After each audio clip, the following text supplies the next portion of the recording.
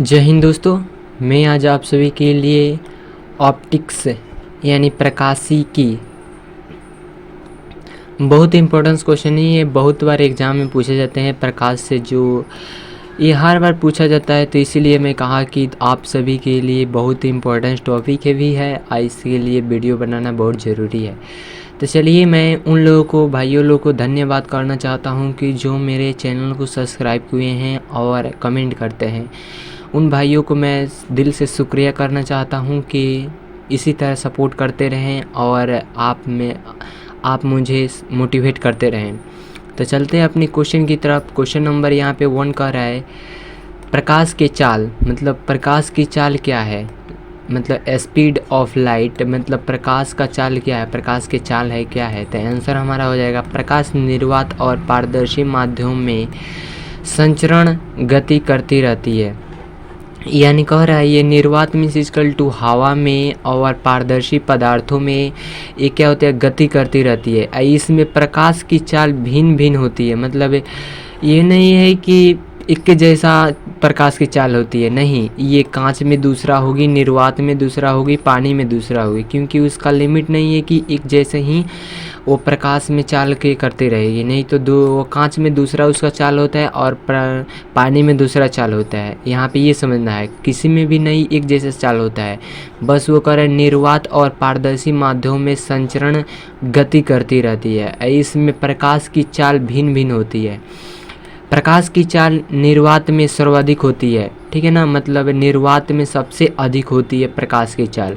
निर्वात विभिन्न माध्यमों में प्रकाश की चाल, इसका चाल जो निर्वात और भिन्न माध्यमों में जो प्रकाश की चाल होती है वो आपको नीचे देखेंगे, यानी निम्न में देखेंगे कि कितना इसमें होता है, ठीक है ना। अब देख लेते हैं निर्वात में चाल कितना होता है। और यहाँ पे देख लेते हैं कि 2.99 इंटू 10⁸ मीटर प्रति सेकेंड होता है। यह कंठस्थ होता है, लेकिन आप लोग को क्या रटाया जाता है, ये 3 इंटू 10⁸ मीटर प्रति सेकेंड होता है, ठीक है। में कितना उसका प्रकाश की चाल होता है, ठीक है ना। यहाँ पे तो 2.25 इंटू 10⁸ मीटर प्रति सेकेंड, ये क्या होता है, मीटर प्रति सेकेंड। ये पानी में चलती है, कितना, मतलब 2.25 इतना मीटर प्रति सेकेंड पानी में निर्वात, मतलब प्रकाश की चाल होती है, मतलब उसमें कैसे डायरेक्ट जाएगी वो कितना चाल पर, ये बताता है, ठीक है ना। अब यहाँ पे करें कांच में उसका चाल कितना होता है, तो 2.00 इंटू 10⁸ मीटर प्रति सेकेंड होता है, यानी 2.008 इंटू 10⁸ होता है। 10⁸ मीटर प्रति सेकेंड में क्या होती है, कांच में उसका परिवार, मतलब उसमें ट्रांसफर करता है प्रकाश। अब यहाँ पे देख लेते हैं सूर्य से पृथ्वी तक आने में, मतलब सूर्य से पृथ्वी तक आने में प्रकाश द्वारा लगाया गया समय कितना, लगभग कितने सेकंड का, मतलब कितना मिनट के बराबर होता है। तो हमारा 8 मिनट, यहाँ पे यह याद करना है कि 8 मिनट और 20 सेकंड लगता है यहाँ पे पृथ्वी से, यानी सूर्य से पृथ्वी तक जब डायरेक्ट आता है यहाँ पे पृथ्वी तक, ठीक है ना, यहाँ पे पृथ्वी तक आने में उसका 8 मिनट 20 सेकंड लगता है टाइम उसका, ठीक है ना। अब यहाँ पे देख लेते हैं, परावर्तित जब होता है तो प्रकाश को पृथ्वी तक आने में कितना लगता है। यहाँ ये सब लोग, ये चंद्रमा हो गया, ये पृथ्वी हो गया, पृथ्वी तक यहाँ से जब प्रकाश जब आएगा यहाँ से चंद्रमा से, तो चंद्रमा पर जाके यहाँ से टकराएगा ना, तो यहीं पे क्या होगा, 1.28 सेकेंड लगेगा। कितना लगेगा, 100, मतलब 1 मिनट 28 सेकेंड लगता है समय, ठीक है ना।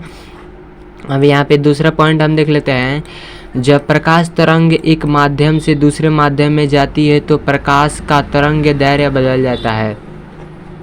जब प्रकाश एक माध्यम से दूसरे माध्यम में जैसे यहाँ से ट्रांसफर करती है तो उसका मतलब चाल, उसका दूसरा माध्यम में जैसे ट्रांसफर करती है तो उसका माध्यम बदल जाता है। और जो प्रकाश की चाल बदलने के मतलब कारण है, उसका मतलब बदलने के कारण यह है, प्रकाश की आवृत्ति प्रकाश स्रोत पर निर्भर करता है, मतलब उस स्रोत पर निर्भर करता है जिस पर वो प्रकाश की टकराएगा। मतलब वो क्या होता है, जैसे वहाँ पर रिफ्लेक्शन, मतलब रिफ्लेक्शन मारेगा यानी टकरा को वहाँ से वापस लौटेगा, तो वहाँ के स्रोत पर निर्भर करती है, ठीक है ना।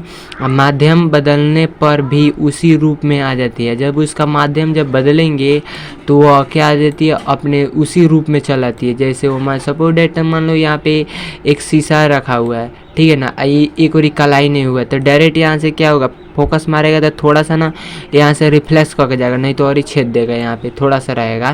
तो थोड़ा सा यहाँ पे अगर इसी को हम मिरर को हटा दिया अगर, तो ये फोकस डायरेक्ट मारेगा कि नहीं, तो इसी के बदले में उसका क्या होता है, माध्यम बदल जाता है, ठीक है।